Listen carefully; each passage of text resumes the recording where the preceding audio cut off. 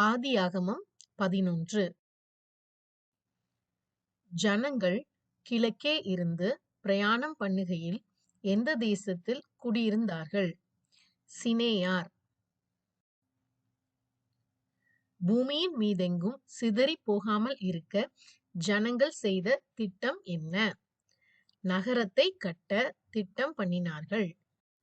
தங்களுக்கு பேர் உண்டாக எதைக் கட்ட திட்டமிட்டனர்? வானத்தை அளாவும் சிகரமுள்ள ஒரு கோபுரத்தை.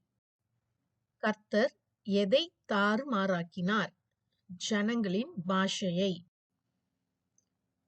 பூமி எங்கும் வழங்கின பாஷையை கர்த்தர் தாறுமாறாக்கின இடம் எவ்வாறு அழைக்கப்பட்டது? பாபேல். ஜலப்பிரளயம் உண்டான போது சேமுடைய வயது என்ன? 98.